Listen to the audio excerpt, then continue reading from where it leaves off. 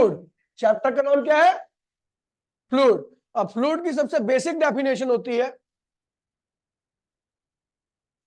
a fluid is a substance that can flow, both liquid and gas are fluid। कभी दोनों ही क्या कर सकती हैं भैया? फ्लो कर सकती है। जो भी फ्लो कर सके उसको हम क्या कहते हैं भैया? फ्लूइड कहते हैं। लिक्विड और गैस दोनों ही क्या कर सकती है? फ्लूइड फ्लो कर सकती है, दोनों क्या कहती है? Fluid. Important characteristics of fluid, fluid की कुछ प्रॉपर्टी होती है, ठीक है, जो केवल फ्लूइड के पास ही होती है और किसी के पास नहीं होती। तो देखिए प्रॉपर्टी का नाम, सॉरी प्रॉपर्टी कौन कौन सी है? पहली प्रॉपर्टी है भैया, atom and molecules in fluids are random in manner. कैसे होते हैं भैया? रैंडम मैनर का मतलब उनकी कोई लोकेशन फिक्स नहीं होती, वो कभी इधर तो कभी उधर, कभी गाजियाबाद तो कभी फरीदाबाद, ऐसे घूमते रहते हैं, ठीक है। अगर आप फ्लूइड के ऊपर, ये देखो फ्लूइड है, ये फ्लूइड है, और इसके ऊपर आप टेंजेंशियल फोर्स लगाते हो, क्या लगाते हो? तो ये फ्लूइड जो होता है वो फ्लो करना क्या करता है? स्टार्ट कर देता है। वही लिखा हुआ है, अ fluid can not withstand tangential force. एक फ्लूइड पर आप जब टेंजेंशियल फोर्स लगाओगे तो वो क्या करेगा? It begins to flow when tangential force is applied. जब उस पर टेंजेंशियल फोर्स लगाओगे तो क्या करेगा? फ्लो करना चालू कर देगा। A fluid has no definite shape. एक फ्लूइड जो होता है उसकी अपनी खुद की कोई शेप नहीं होती, जिस कंटेनर के अंदर आप डालोगे उसको, उसी की शेप को क्या करेगा? वो धारण कर लेगा, ठीक है। It's all, a fluid has no modulus of rigidity. जो अपनी शेप में रहता है उसकी मॉडुलस ऑफ रिजिडिटी होती है, जो अपनी शेप में नहीं रहता, किसी की शेप को धारण कर लेता है, उसकी मॉडुलस ऑफ रिजिडिटी क्या होती है? जीरो। क्या होती है? ठीक है।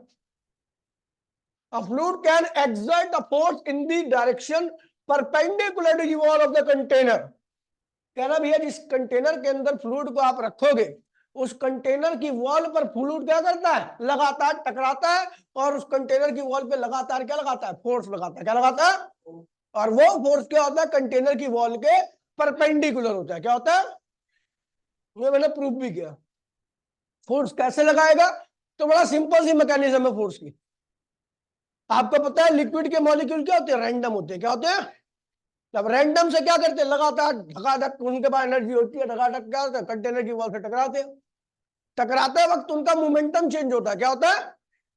और जब किसी भी बॉडी का मोमेंटम चेंज होता है तो उस बॉडी के ऊपर क्या लगता है? फोर्स। और वो बॉडी दूसरी बॉडी पर भी क्या लगाती है? फोर्स। जैसे बॉल आती है आपकी तरफ, P1 मोमेंटम से आ रही है, जाएगी P2 से, तो बॉल का मोमेंटम चेंज हुआ। बॉल का मोमेंटम इसलिए चेंज हुआ कि उसके ऊपर फोर्स लगा, और बॉल का जब बॉल के ऊपर फोर्स लगा उतना ही फोर्स किसके ऊपर लगता है? बैट के ऊपर भी। किसके ऊपर लगता है? तो ऐसे बिल्कुल गैस के मॉलिक्यूल्स होते हैं, वो लगातार रैंडम मोशन करते रहते हैं, कंटेनर की वॉल से टकराते हैं, उनका मोमेंटम चेंज होता है, मोमेंटम उनका चेंज होगा, उनके ऊपर क्या लगेगा? फोर्स। उतना ही फोर्स क्या लगता है? कंटेनर की वॉल पे भी लगता है, लेकिन अपोजिट लगता है। कैसे लगता है? अपोजिट। ठीक है, लिखा हुआ difference in between liquid and gas. Liquid और गैस के बीच में क्या डिफरेंस है? तो पहला डिफरेंस है, लिक्विड का वॉल्यूम क्या होता है? लगभग कांस्टेंट होता है, लेकिन गैस को कंप्रेस करके और एक्सपेंड करके आप उसके वॉल्यूम को क्या कर सकते हो? चेंज कर सकते हो। कैसा होता है volume? Variable. Liquid is in less, liquid क्या होता है भैया? लेस रैंडम होता है। क्या होता है? मतलब उसके मॉलिक्यूल थोड़ा हिसाब किताब से रैंडम दिखाते हैं, लेकिन इनमें कोई हिसाब किताब होता ही नहीं है, मोर रैंडम। कभी कहीं, कभी कहीं, कभी कहीं, कभी कहीं। ठीक है, टॉपिक का नाम है फ्लूइड स्टैटिक। क्या है? होता क्या? एक फिजिक्स की एक ब्रांच है जिसके अंदर हमें बहुत सारी चीजों को पढ़ना है, लेकिन हर चीज में क्या होना चाहिए? फ्लूइड आपका रेस्ट में होना चाहिए। It is the branch of physics in which we deal with the different phenomena, ठीक है, related to fluid at rest. ये फिजिक्स की एक ब्रांच है जिसके अंदर हमें अलग अलग फिनोमिना को पढ़ना है, लेकिन हर फिनोमिना में क्या होना चाहिए? फ्लूइड आपका रेस्ट में होना चाहिए। जैसा पहला हाइड्रोस्टैटिक, सरफेस और टॉरिसेली थ्योरम, ये आउट ऑफ सिलेबस है। ठीक है, आगे बढ़ते हैं। हाइड्रोडायनेमिक क्या है? ये भी एक फिजिक्स की ब्रांच है जिसके अंदर हमें बहुत सारे फिनोमिना को पढ़ना, लेकिन हर केस में आपका लिक्विड क्या होना चाहिए? मोशन में होना चाहिए. It is the branch of physics in which we deal with the different phenomena related to fluid. ठीक है, समझ गए? मोशन में होना चाहिए. एग्जाम्पल में आपके क्या भैया? बर्नौली थ्योरम, विस्कोसिटी, ठीक है भैया, वेंचुरी मीटर. ठीक है भैया, बहुत सारे फिनोमिना पढ़ने हैं तो 2-3 लिखवा दिए मैंने, बहुत सारे. थ्रस्ट ऑफ फ्लूइड, अभी मैंने आपको बताया कि फ्लूइड क्या होते हैं? रैंडम होते हैं. क्या होते हैं? उनके मॉलिक्यूल की पोजीशन एक जगह पर फिक्स नहीं होती है. नहीं होने की वजह से कंटेनर की वॉल से लगातार क्या करते हैं? टकराते हैं. टकराते हैं तो भैया कंटेनर की वॉल पे क्या लगाते हैं? फोर्स. उसी फोर्स को हम क्या कहते हैं? थ्रस्ट कहते हैं. क्या कहते हैं? क्या लिखा हुआ है? बड़ी साधारण लैंग्वेज में, भाषा में लिखा हुआ, अ fluid is in equilibrium has a fundamental property that it exert a force due to collision of molecule with the wall of container on the surface in contact. किसी भी सरफेस के कांटेक्ट में fluid है तो लगातार उसके ऊपर क्या लगाएगा? फोर्स. ठीक है, क्योंकि लगातार उससे क्या करता है? वो टकराता है विद, ठीक है, with it, and this force act perpendicular to the surface of, ठीक है, कंटेनर्स. ठीक है, the total force exerted by the liquid on any surface in contact with it is called surface tension. क्या कहते हैं उसे? बात समझ में आई? हाँ, कल्लू नहीं समझ में आया क्या? पढ़े बारी तेज पढ़, पढ़ना आता है? कल्लू तू ही तो है बेटा. अच्छा, तेरे को तो मीठा कहता हूँ ना मैं, सॉरी. बता, पढ़. आगे समझे, आगे समझे तो पढ़ना ही जाते थे. पढ़. हाँ, बहुत सुंदर. मतलब ये जो फोर्स लग रहा है किसकी वजह से लग रहा है? Due to collision of with the wall of. आगे पढ़. कांटेक्ट किसी भी सरफेस में जो उसके क्या है? कांटेक्ट में. किसका कांटेक्ट में? तेरे चप फ्लूइड के. आगे बोल.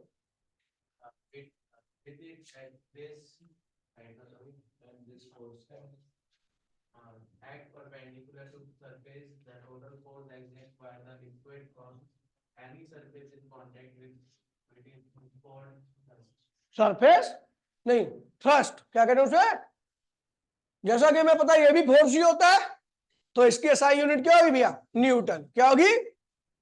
अब ये क्वेश्चन आता है, show that thrust is perpendicular to the wall of container. ये शो करना है, सिंपल सा, कोई दिक्कत नहीं है इसमें. ठीक है, तो शो करना भी है कि आपका जो थ्रस्ट लग रहा है वो कंटेनर के ऊपर क्या होता है? परपेंडिकुलर. तो हमने मान लिया कि परपेंडिकुलर इस सरफेस पे ये फोर्स परपेंडिकुलर ना लग करके ऐसे कुछ एंगल बना रहा है ना? ये फोर्स ऐसे जो मॉलिक्यूल लगा रहा है इस सरफेस पे, फोर्स इस सरफेस पे वो ऐसा लग रहा है. मैंने मान लिया ये तो परपेंडिकुलर नहीं है, है नहीं है. तो इस फोर्स के 2 कंपोनेंट हो. इधर कौन सा? ओए, ये फोर्स ने इस सरफेस के साथ थीटा एंगल में रखा है. तो टिया ये वाला कौन सा कंपोनेंट होगा बताइए? वो नीचे लिखा हुआ इसलिए बोल दिया आपने, एफ कॉस थीटा. और ये वाला क्या है? F sine theta. लेकिन अपन को पता है कि ये कंपोनेंट क्या है? टेंजेंशियल है. क्या है ये? इस सरफेस के, ये जो सरफेस है उसके पैरेलल है ना. तो इसका मतलब एफ कॉस थीटा क्या है भैया आपका? एफ कॉस थीटा क्या आपका? एफ कॉस थीटा ऐसे लग रहा है जो कि सरफेस का क्या है? पैरेलल है. एफ कॉस थीटा ये रहा और सरफेस ये पैरेलल है. पैरेलल और टेंजेंशियल एक ही बात होती है, समझ गया? अब हमें पता है भैया यदि हम किसी भी लिक्विड पे टेंजेंशियल फोर्स लगाते हैं तो वो क्या करता है? फ्लो करना स्टार्ट कर देता है. लेकिन हम जानते हैं कि कंटेनर के अंदर रखा हुआ लिक्विड कैसा होता है? रेस्ट में होता है. क्या होता है? फ्लो कर नहीं रहा. अगर ये होता तो फ्लो भी होता, लेकिन ये है ही नहीं तभी फ्लो नहीं है. फ्लो क्यों नहीं है? क्योंकि हम देख रहे हैं रुका हुआ है. रुका हुआ है इसका मतलब एफ कॉस थीटा नहीं है. एफ कॉस थीटा नहीं है मतलब एफ कॉस थीटा क्या है भैया? 0. एफ कॉस थीटा 0 मतलब कॉस थीटा 0. यानी क्या हुआ? कॉस थीटा 0 का होता है कॉस 90 होता है. कॉस से कॉस कैंसिल, थीटा इक्वल्स में 90 डिग्री. अपन को पता लग गया भैया फोर्स सरफेस का क्या होता है, परपेंडिकुलर। लिखा हुआ है ड्यू टू दिस फोर्स, किस force, which force, F cos theta, liquid start flowing, but we know liquid is in equilibrium. क्या होता है भैया, रेस्ट में रहता है, तो इसका मतलब F cos थीटा क्या होना चाहिए भैया, 0 cos थीटा बराबर में 90 degree. Thrust is perpendicular to the wall of container.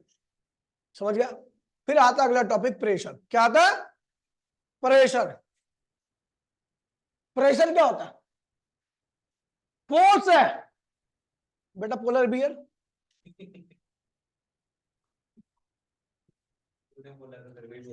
देखिए बात करते हैं भैया प्रेशर की। प्रेशर क्या होता है, फोर्स।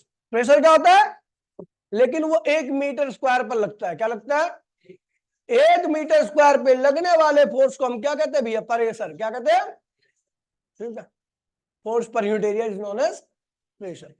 फोर्स पर यूनिट एरिया। देखिए तो मैंने बोला 1 मीटर स्क्वायर पे लगने वाले फोर्स को हम क्या कहते हैं, 1 मीटर स्क्वायर पे लगने वाले फोर्स को हम क्या कहते हैं, समझ गए। अब देखिए तो भैया फोर्स पर unit area is known as pressure. 1 meter square पे लगने वाले, अब देखिए कितना प्यारा डेरिवेशन। मुझे पता है ए मीटर स्क्वायर पर जो फोर्स लगेगा वो एफ न्यूटन होगा। क्या होगा, ए मीटर स्क्वायर पर जो फोर्स लग रहा है उसको मैंने बोला एफ न्यूटन। तो 1 मीटर स्क्वायर पे क्या लगेगा, एफ अपॉन में ए, और 1 मीटर स्क्वायर पे लगने वाले फोर्स को हम क्या कहते हैं भैया, प्रेशर। यानी प्रेशर का फॉर्मूला क्या होगा, एफ अपॉन में ए, फोर्स अपॉन में एसआई यूनिट क्या होगी, फोर्स की यूनिट क्या होती है न्यूटन, एरिया की क्या होती है मीटर स्क्वायर, तो न्यूटन पर मीटर स्क्वायर, और नॉर्मली क्या होती है पास्कल। ठीक है, कैसी क्वांटिटी होती है। चलो भाई अगला टॉपिक भैया हाइड्रोस्टैटिक प्रेशर। क्या है, क्या होता है हाइड्रोस्टैटिक प्रेशर, किसे क्या है हाइड्रोस्टैटिक प्रेशर, बता। लिक्विड, हाइड्रो मतलब क्या होता है लिक्विड, फ्लूइड, स्टैटिक मतलब रेस्ट में, और तब वो प्रेशर लगा रहा है उसी को कहते हैं हाइड्रोस्टैटिक प्रेशर। क्या कहते हैं उसे, हमने क्या किया भैया, खैर ये तो कुछ भी नहीं है, तो इसे ऐसे हटा दो, ये कोई कंटेनर वंटेनर नहीं आता, ये जो लिखा हुआ है सब बेकार है, कोई मतलब नहीं है, सेंसलेस चीजें हैं। नहीं नोट तो अच्छा है लेकिन वो चीज नहीं आती। Some important application of pressure. पहला क्या है भैया, बस ये ध्यान रखना, प्रेशर क्या होता है, फोर्स के डायरेक्टली होता है, और प्रेशर जो होता है एरिया के क्या होता है, मतलब कह रहा है a sharp knife cuts better than a blunt knife. Blunt मतलब होता है जिसकी धार क्या होती है, कम होती है। ठीक है, कह रहा है शार्प नाइफ ज्यादा काटती है as compare to blunt knife, मतलब जिसके धार नहीं होती। रीजन क्या होता है, शार्प नाइफ का एरिया क्या होता है, कम होता है, और जब प्रेशर का एरिया कम होगा तो उसमें प्रेशर क्या लगेगा, बहुत, चीजें आराम से क्या होंगी, कट जाएंगी। अगला कह रहा है railway tracks are laid on the wooden sleepers. Railway track देखिए, रेलवे ट्रैक देखा, रेलवे ट्रैक, तो रेलवे ट्रैक जो होता है ना वो लकड़ी के ऊपर होता है, लकड़ी के ऊपर, लकड़ी के फट्टे होते हैं उनके ऊपर होता है, मोटे मोटे फट्टे होते हैं। क्यों होता है, देखिए अगर मैं रेलवे ट्रैक को अलग अलग रखूं, जमीन पर रखूं, तो रेलवे ट्रैक का एरिया क्या होता है, बहुत कम होता है, ट्रेन बहुत ज्यादा होती है। जब एरिया बहुत कम होगा तो प्रेशर क्या लगेगा, बहुत कम, पटरियां क्या होंगी, धस जाएंगे। इसलिए हम दोनों को क्या करते हैं, ज्वाइन कर देते हैं, नीचे डंडा वो पटरी रख दी, तो पटरी रखने की वजह से दोनों पटरिया को मिलकर के क्या हुआ, एरिया बढ़ गया। जब एरिया बढ़ जाता है तो प्रेशर क्या होता है भैया, कम लगता है, पटरियां नीचे नहीं धसती। समझ गया भैया। अगला कह रहा है भैया it is difficult for a man to walk on a sand while a camel walk easily on the sand. कह रहा है भैया एक ऊंट जो होता है वो आसानी से क्या होता है, चल लेता है रेत पे, लेकिन एक आदमी जो होता है वो नहीं चल पाता। देखिए चलने के लिए हम किसका इस्तेमाल करते हैं, एडी का। ठीक है, हमारी एडी का एरिया क्या होता है, बहुत ज्यादा होता है, कम होता है, एडी का एरिया, एडी, ये एडी, मैं सूरज तू सुन तो ले, एरिया कम होता तो प्रेशर क्या लगेगा, ज्यादा, ज्यादा प्रेशर से एडी क्या होती है, रेत में धस जाती है, रेत में धस जाती है तो भैया क्या होगा, चलने में दिक्कत होगी, बार बार धसेगा तो इससे हमारे फोर्स में क्या होगा, लॉस होगा, हमारा जो फोर्स लग रहा है वो उतना ज्यादा एफिशिएंट नहीं रहेगा, इसलिए हमें चलने में क्या होती है, दिक्कत होती है। लेकिन ऊंट के पैर क्या होते हैं, ऐसे होते हैं, चौड़े से, गोल से, देखे ऊंट के पैर आपने, ऊंट देखा कभी जिंदगी में? देखना उसके पैर ऐसे गोल से होते हैं, ठीक है, तेरे मुंह ऐसे ही होते हैं बेटा। तो गोल होता है, एरिया ज्यादा होता है, एरिया ज्यादा तो प्रेशर ऊंट के पैर रेत में नहीं धंसते, वो आसानी से चल लेना। समझ गया? एनसीईआरटी का एक क्वेश्चन है, एग्जांपल है, कह रहा भैया दो थाई बोन है, थाई बोन समझ रहे ना, ठीक है, क्रॉस सेक्शन एरिया क्या है 10 सेंटीमीटर स्क्वायर, एक का एरिया कितना है, तो एक का एरिया इतना है, तो उसको मीटर स्क्वायर में चेंज करने के लिए 10 की पावर -4 से आपको क्या करना पड़ेगा, मल्टीप्लाई करना पड़ेगा। एरिया क्या होगा 10 की पावर -3 मीटर स्क्वायर हो गया, ये एक थाई बोन का एरिया हो गया। आदमी का कुल वजन कितना है, तो भैया आपको पता 40 किलो वजन जो होता है वो दोनों थाई बोन पे लगता है, तो एक थाई बोन पे कितना लगा 20 किलो वजन, कितना वेट हो जाएगा 200 न्यूटन, क्या होगा 200 न्यूटन फोर्स लग रहा है कहां पर, एक थाई बोन पर। एक थाई बोन का एरिया है ना, फोर्स ये रहा, आप प्रेशर निकाल लोगे, समझ गए भैया?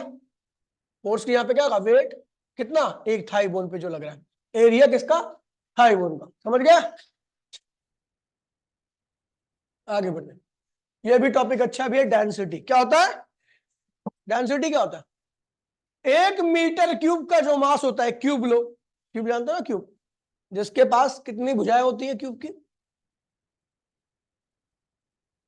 साइड्स कितनी होती है, क्यूब की कितनी साइड होती है,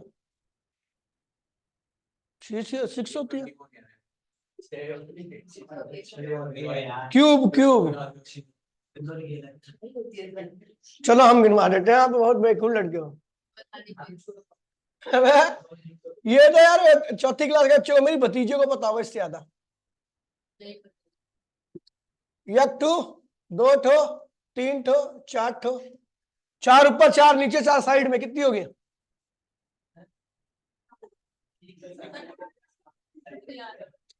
क्यूब की कितनी साइड होती है, चल गिन, 1 2 3 4, 4 कितनी है नीचे, कितनी होगी, और एक एक कितनी होती है साइड में, कितनी हो गई, क्यूब के 6 फेस होते हैं, अबे अनपढ़ हो क्या,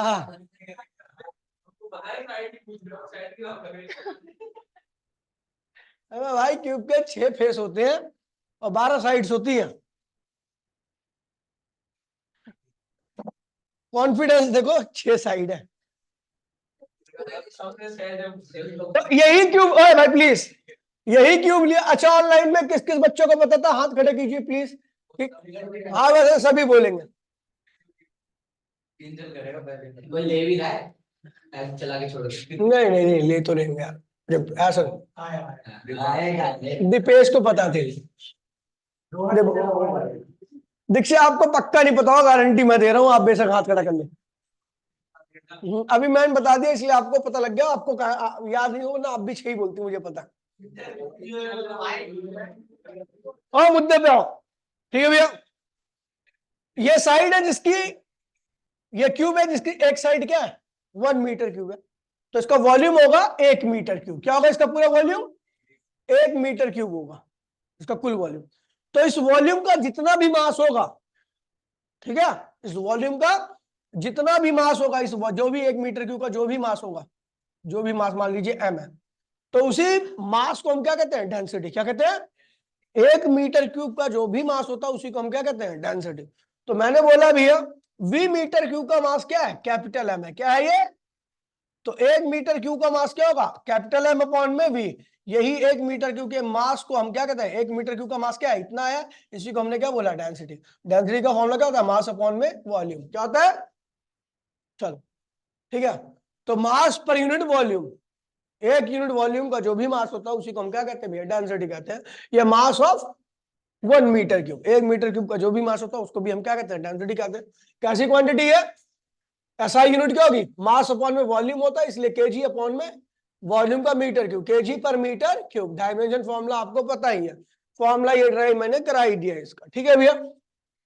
density of some important substance, जैसे देख लीजिए भैया आपके प्योर वाटर की डेंसिटी इतनी होती है, सॉल्टी वाटर की डेंसिटी, सब आपको याद करना है, ठीक है भैया। अब आता है भैया रिलेटिव डेंसिटी। क्या आता है? Relative density. ये भी नई चीज है। कौन है भाई, कौन मैसेज करे यार? दिव्या सर साइड से आपका फेस कहना चाहते हो या अब तू ठीक है, इतने बड़े मैसेज लिखने का इसको टाइम है, ठीक है। रिलेटिव डेंसिटी क्या होता है, ठीक है, और इसका एक और नाम होता है स्पेसिफिक ग्रेविटी। ध्यान रखना, स्पेसिफिक ग्रेविटी और कुछ नहीं होता, रिलेटिव डेंसिटी होता है। और ये ध्यान रखना, रिलेटिव डेंसिटी का मीनिंग होता है density of substance to the density of water at 4 degree centigrade, क्योंकि वाटर की डेंसिटी 4 डिग्री पर सबसे ज्यादा होती है, मैक्सिमम होती है। तो किसी की भी रिलेटिव डेंसिटी चाहिए, किसी की भी रिलेटिव डेंसिटी यदि आपको निकालनी है, किसी की भी रिलेटिव डेंसिटी आपको निकालनी, कोई सी भी, तो उस सब्सटेंस को ऊपर रखिए और उसको किसके डेंसिटी से डिवाइड करोगे? वाटर की डेंसिटी से। 10 की पावर 3 kg पर मीटर क्यूब होती है, ठीक है। अब जैसे मैं बोलूं प्योर वाटर की, तो प्योर वाटर की रिलेटिव डेंसिटी क्या होती है? डेंसिटी ऑफ सब्सटेंस, और यहाँ पर देखिए आपको सब्सटेंस क्या है? आपका वाटर ही, तो वाटर की डेंसिटी को नीचे डिवाइड बाय क्या हो, वाटर तो आना ही है, कट के क्या आएगा? 1। अगर किसी की रिलेटिव डेंसिटी 1 है तो इसका मतलब यह है कि भैया उसकी डेंसिटी और वाटर की डेंसिटी क्या है? सेम है। किसी की रिलेटिव डेंसिटी 1 हो जाए तो इसका मतलब क्या होता है? उसकी और उसकी डेंसिटी क्या है? वाटर की उसकी सेम है। अच्छा, सॉल्टी वाटर की बात करूं तो density of salty water upon में density of pure water, cancel हो गया, इतना आ रहा है। इसका मतलब क्या हुआ कि भैया density of salty water is 1.03 times greater than the pure water. Pure water से इतनी उसकी डेंसिटी क्या होती है? ज्यादा होती है। अगर मैं बात करूं भैया डेंसिटी ऑफ मरकरी, तो भैया density of mercury divide by density of water, ठीक है, डिवाइड करोगे 13.6 आएगा। क्या आएगा? 13.6 आएगा। 13.6 का मतलब हो गया कि वाटर से ये इतना भारी है। 13 मरकरी 13.6 टाइम्स भारी होता है वाटर से, समझ गया? अब आते भैया, अब आपको पता है रिलेटिव डेंसिटी में ऊपर भी डेंसिटी नीचे भी डेंसिटी। यहां पर डेंसिटी आती है सब्सटेंस की, यहां पर डेंसिटी आती है वाटर की। कौन से वाटर की? प्योर वाटर की। तो डेंसिटी डेंसिटी कैंसिल, तो इसलिए इट हैज नो यूनिट। अब ये नोट में ध्यान रखना कि ये क्या बताता है? नोट बताता है कि भैया प्योर देखिए कोई सब्सटेंस प्योर वाटर के मुकाबले कितना भारी है, ये उसकी रिलेटिव डेंसिटी से पता लगता है। कोई सब्सटेंस कंपैरिजन में, प्योर वाटर कंपैरिजन में उसकी रिलेटिव डेंसिटी से मैं पता लगता है। जैसे मरकरी की क्या है रिलेटिव डेंसिटी? 13.6 आई। क्या आई? इसका मतलब मरकरी प्योर वाटर से 13.6 टाइम्स क्या होता है? ज्यादा भारी होता है, ठीक है। वाटर की क्या आई थी? 1 आई थी। इसका मतलब जो प्योर वाटर है वो प्योर वाटर कंपैरिजन में भारी नहीं होता, बराबर होते दोनों, ठीक है, समझ गया? पास्कल लॉ, ये भी काफी इंपॉर्टेंट है, ध्यान रखना। पास्कल लॉ पे आता है। पास्कल लॉ इतना बताता है, मैं सिंपल, ध्यान रखना कि यदि आप किसी भी क्लोज कंटेनर के अंदर, क्लोज कंटेनर के अंदर प्रेशर को बढ़ाते हो 1 पास्कल, मान लीजिए मैं एग्जांपल दे रहा हूं, तो उसके हर एक पॉइंट पर क्या होगा? 1 पास्कल प्रेशर क्या होगा? बढ़ जाएगा। या प्रेशर घटाओगे कंटेनर के अंदर तो हर पॉइंट पर क्या होगा? उतना ही, प्रोवाइडेड दैट कंटेनर एनक्लोज्ड, क्या होना चाहिए? एनक्लोज, चारों ओर से क्या होना चाहिए? कंटेनर बंद होना चाहिए। कहीं से, जैसे प्रेशर कुकर हो गया, प्रेशर कुकर से सीटी ऊपर से निकाल के ऊपर से हवा भरो।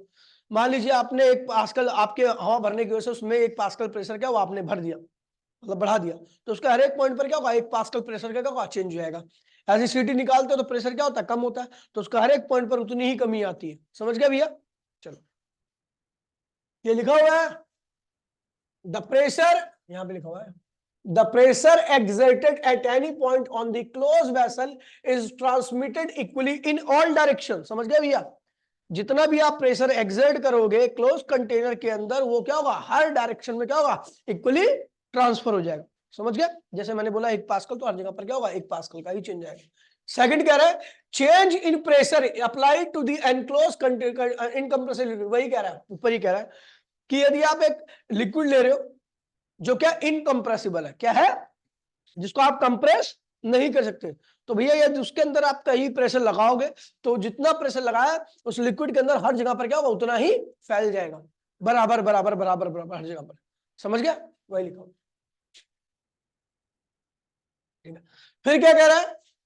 एक बॉडी अगर इक्विलिब्रियम में है, एक बॉडी यदि ऊपर का प्रेशर बराबर में लेफ्ट का प्रेशर बराबर में, समझ गए भैया। प्रूफ ऑफ पास्कल लॉ, ध्यान दीजिए, पास्कल लॉ का प्रूफ करने जा रहा हूं, इसके लिए मैं आपको डेरिवेशन बता रहा हूं, ठीक है।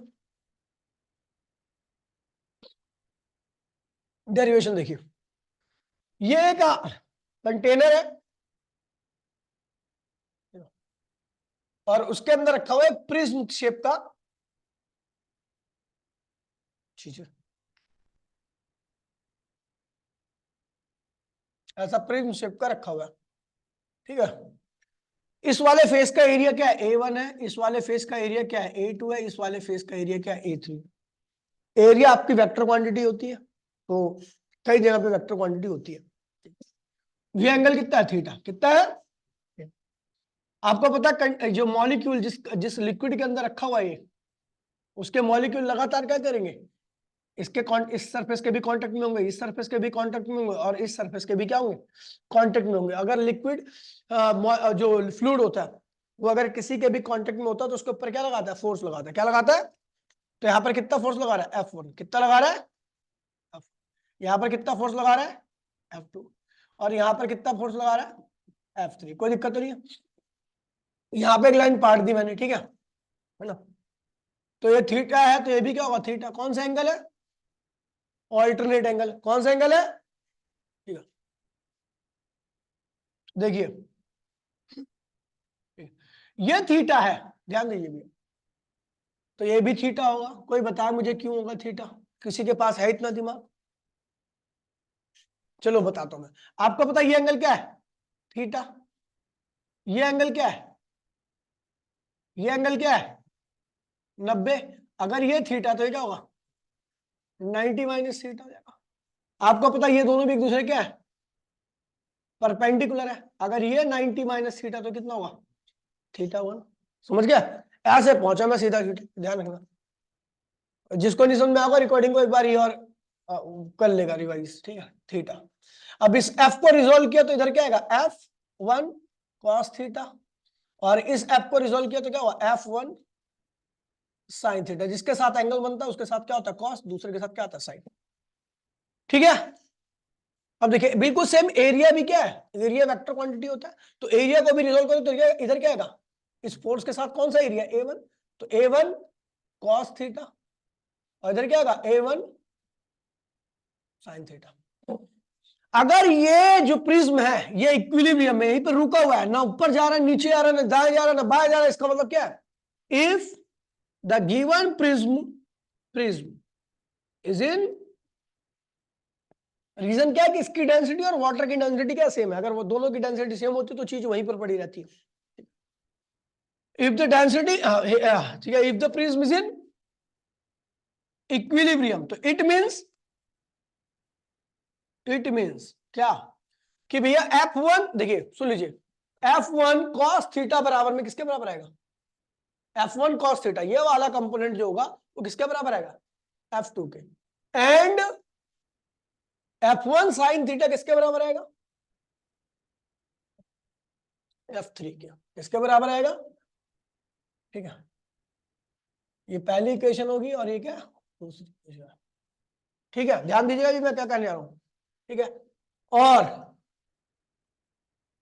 A1 cos theta, A1 cos theta बराबर में A2, ठीक है। एंड ये देखिए साइन थीटा बराबर में A3। अपोजिट कंपोनेंट क्या होते हैं, कोई चीज इक्विलिब्रियम में होती है तो अपोजिट कंपोनेंट हमेशा क्या होते हैं, बराबर होते हैं। ये मैंने आपको चैप्टर नंबर 3 में बताया था, प्लेन में, ठीक है। अभी इस वाली ये क्या होगी, थर्ड इक्वेशन, और ये क्या होगी, fourth equation. On dividing second by first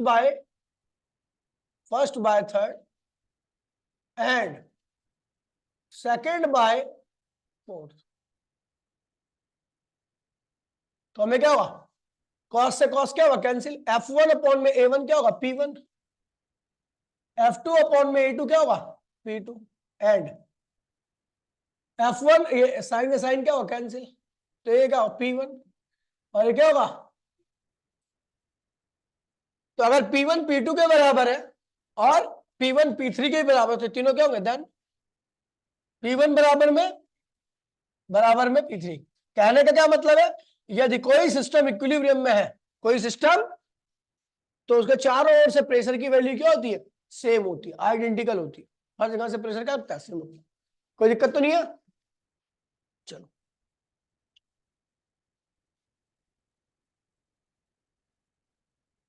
application of pascal law, फिर क्या आता है भैया, पास्कल लॉ की एप्लीकेशन। तो भैया बड़ा आसान सा है, ज्यादा इसमें दिमाग लगाने की आवश्यकता नहीं है, ठीक है।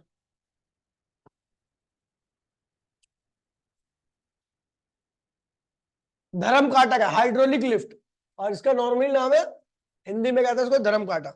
ये जनरली क्या होता है, हैवी लोड को उठाने के काम में आता है। हाइड्रोलिक लिफ्ट क्या करता है, बारी बारी, आपने देखा होगा वो गाड़ी के टायर वायर को बदलना होता है, तो एक बंदा ऐसा प्रेस करता रहता है, धीरे धीरे क्या होता है, पूरी गाड़ी उड़ जाती है ना। बहुत जगह पे इसका यूज होता है इस, ठीक है। तो यूज क्या है, टू लिफ्ट ट्रक, गाड़ी एक्सेट्रा। प्रिंसिपल क्या है भैया, based on pascal law. Pascal law मैंने 3-4 लॉ बताया, तो उनमें से किसी एक पे बेस्ड है, ठीक है। कंस्ट्रक्शन देखिए, कंस्ट्रक्शन में अपने को केवल क्या बनाना है, इसका डायग्राम क्या बनाना है, ध्यान दीजिए, बड़ा सिंपल सा है। ये एक बहुत चौड़ी सी ट्यूब होगी और एक बहुत पतली ट्यूब होगी, दोनों का लेवल क्या है, सेम है, दोनों का लेवल, दोनों के अंदर भरा पड़ा है कि इनकम्प्रेसिबल लिक्विड, यहां से यहां तक दोनों में बराबर, पूरे में क्या भरा पड़ा है, इनकम, मतलब इस पे कितना भी प्रेशर लगाओ या कभी भी अपने वॉल्यूम को चेंज नहीं करेगा, ठीक है।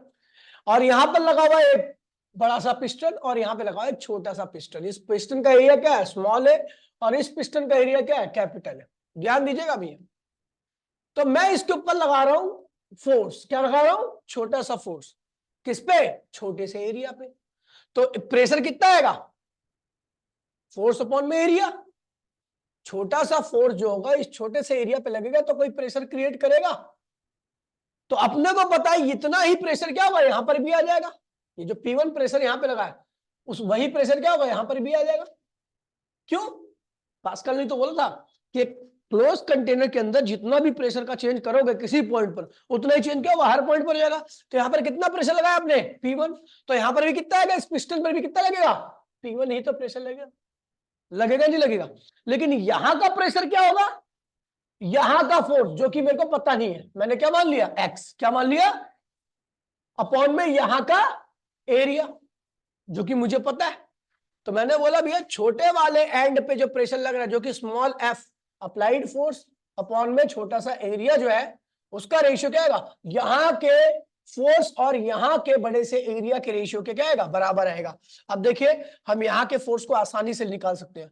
इस कैपिटल ए को इधर ले आओ, तो ये क्या हुआ, इधर आ गया। आपको ये पता है आपने कितना फोर्स अप्लाई किया है, आपको छोटा सा एरिया भी पता होगा इसका जहां पर आपने फोर्स अप्लाई किया है, इनटू में आपको इस बड़े से एरिया भी पता है, तो आप इस फोर्स को निकाल सकते हो। मैंने एक एग्जांपल यूज किया है, मैंने कहा भैया आपने इस पे कितना फोर्स लगाया छोटे वाले एरिया पर, 100 न्यूटन का।